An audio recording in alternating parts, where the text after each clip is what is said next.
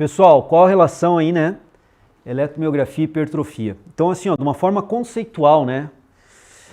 Um é uma resposta neuromuscular aguda, que é o sinal eletromiográfico, e outra é a adaptação crônica morfológica muscular, que é a hipertrofia. Então, assim, ó, eletromiografia é agudo, é na hora aqui, ó. A gente fez com o Gustavo na hora que fez o experimento, é aquilo que está acontecendo. Agora, hipertrofia ninguém treina hoje e amanhã tá gigante. A hipertrofia ela não é aguda, ela não é na hora e nem de um dia para o outro, ela é crônica, a gente sabe disso, vai levar um tempo.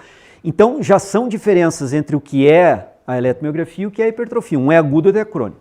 O outro é uma resposta neuromuscular, a gente discutiu várias coisas do Gustavo de resposta neuromuscular. A hipertrofia, ela é estresse, ela é catabolismo proteico, anabolismo proteico, tem que fazer dieta, tem que ver como é que estão os hormônios anabólicos, tem que fazer um bom treino, tem que gerenciar o estresse para o cortisol não ficar alto. Então vejam bem que a hipertrofia ela é multifatorial. Ela não depende só da ativação muscular que está ali. Embora, se o cara fizer um bom treino com uma boa ativação muscular, tá bacana e vocês vão ver que tem estudo que confirma isso. Não vou comentar muito isso agora, mas vocês vão ver que tem estudo que eu vou mostrar através da ciência que isso está confirmado. Mas não tem uma relação direta entre hipertrofia e eletromiografia e acredito que vocês tenham visto aí o porquê disso. E aqui eu estou confirmando outras situações. Um é agudo, outro é crônico.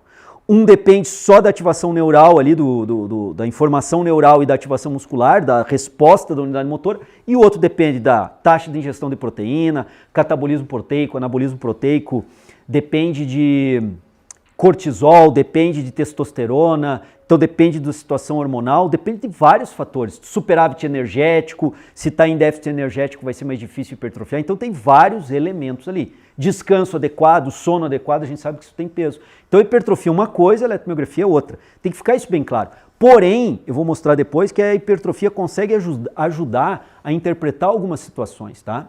Quais os fatores que interferem na hipertrofia? Se a gente for ver, ó, gênero, idade, nível de atividade física, status de treinamento, status endócrino, comportamento anabólico e inflamatório, ingestão de alimentos, variabilidade individual, a variabilidade biológica do cara, né? O volume de treino, o volume load de treino, então tem um monte de coisa que vai interferir na hipertrofia. Fatores de treino que geram hipertrofia, já foi até perguntado aqui, ó. Aquilagem, amplitude de movimento, a gente já sabe que amplitudes maiores geram mais hipertrofia. Fase excêntrica é excelente para causar microlesão, porque o músculo está fazendo um esforço no sarcômero para encurtar e na fase excêntrica eu estou alongando. E vocês viram com a eletromiografia que eu tenho menos unidade motora na fase excêntrica. Logo, a quilagem que está ali, ela está dividida entre menos unidade motora. Logo, a tensão relativa por fibra na fase excêntrica é maior do que na fase concêntrica. Olha bem, eu recruto mais unidade motora na fase concêntrica do que na fase excêntrica. Então, o peso que eu tenho aqui, se eu tenho 20 quilos, eu levantei 20 quilos, eu tenho 100 unidades motoras para levantar os 20 quilos. Quando eu desço, eu diminuo as unidades motoras. Se eu tinha 100 unidades motoras, agora chutar, eu tenho 50 unidades motoras. O peso é o mesmo. Então, eu tenho o mesmo peso, não mais dividido por 100 unidades motoras, e sim por 50 unidades motoras. Então eu tenho uma carga relativa por unidade motora muito maior na fase excêntrica do que na fase concêntrica. Por isso que já foi estudado, já foi demonstrado que é importante essa fase excêntrica, a gente não pode abortar ela, né? O TUT, como a galera falou, time under tension, o pump já foi mostrado que tem uma importância também, as repetições, os intervalos, os hormônios, as séries, a ordem de exercício. Então quer dizer, tem N fatores que interferem na hipertrofia muscular. Olha só, é desconhecido se uma maior excitação muscular, aqui embaixo, tá? Uma maior excitação muscular pelo sinal eletromiográfico é preditivo de adaptações crônicas. Estudos investigando a validade da predição do sinal eletromiográfico estão em falta.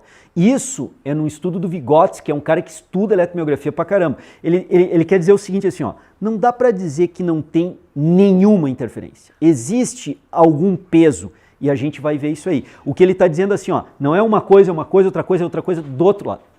Em alguns momentos, a eletromiografia vai me ajudar a entender a hipertrofia, ela vai poder contribuir em algumas coisas. E eu vou mostrar isso para vocês diante do que nós vimos até então, tá? Então, olha só, a excitação muscular é preditora da hipertrofia, depende de vários fatores, né?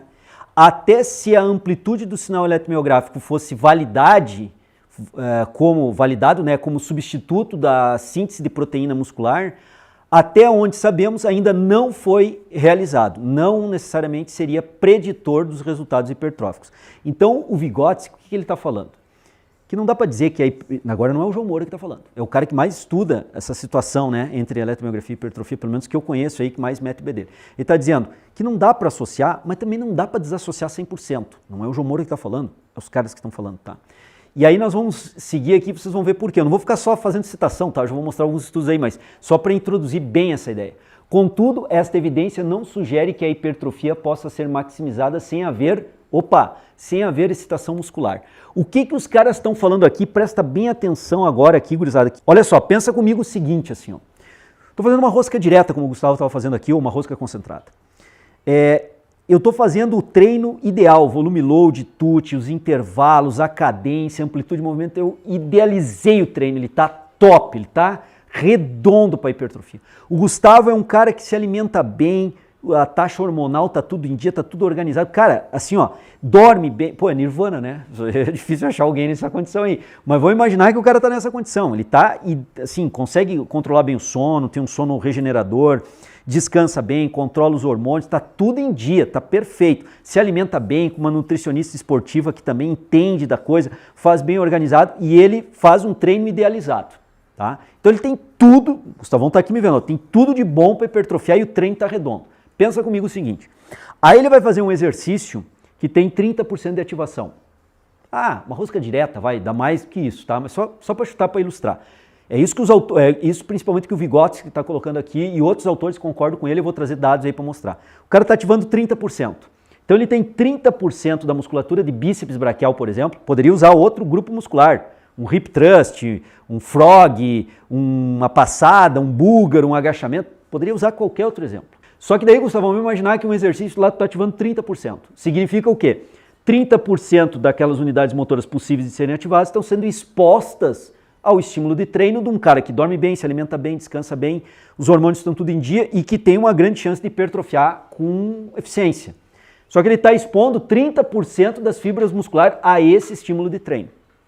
Aí o Gustavo pode fazer um outro exercício, nas mesmas condições, com o mesmo volume load, só que esse outro exercício na eletromiografia acusa 90%. Eu vou pegar dois extremos bem grandes para deixar isso bem claro para vocês.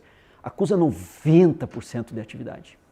O que está acontecendo? O bíceps braquial agora, ao longo do TUT dele, ao longo do volume load dele naquele exercício, está expondo 90% das fibras musculares ao esforço do cara. Então, quando eu começo agora a analisar por esse prisma, eu começo a ver que num exercício ele expõe menos fibra muscular a um ótimo estímulo de hipertrofia, imaginando que o estímulo esteja adequado, o treino esteja adequado, e o cara está adequado também para hipertrofiar. E num outro exercício ele expõe 90%. Então, uma hora ele está expondo 30%, outra hora ele está expondo 90% do bíceps. Qual que ao longo de 6 meses, digamos que o Gustavo só treine um exercício ou o outro, para a gente pegar bem a ideia, tá? Eu estou olhando para ele aqui para confirmar isso. Ou ele treine um ou o outro. Qual ao longo de 6 meses, 8 meses, 12 meses, 16 meses vai hipertrofiar ou tende a hipertrofiar mais? É o mesmo cara, são as mesmas condições hipertróficas, o treino está totalmente direcionado para a hipertrofia correto, só que um exercício expõe 30% das fibras, o outro expõe 90% das fibras do bíceps. Qual que ao longo de uma periodização, como foi falada, tende a hipertrofiar mais? Tende a hipertrofiar mais. É o mesmo indivíduo nas mesmas condições. O exercício que expõe 90%. Então vejo que nesse sentido a eletromiografia, desde que esteja expondo na mesma amplitude de movimento, na mesma cadência, tá? Com o mesmo foco atencional, tudo que a gente fez de experimento aqui tem que estar valendo. Então a gente começa a ver que nesse contexto a eletromiografia me ajuda a entender exercícios que eu devo selecionar para um trabalho hipertrófico, que quanto maior é a exposição do músculo ao estímulo, maior tende a ser as fibras que vão hipertrofiar desse indivíduo. E é nesse sentido que o Vygotsky e outros autores colocam essa relação. Aonde haveria essa relação?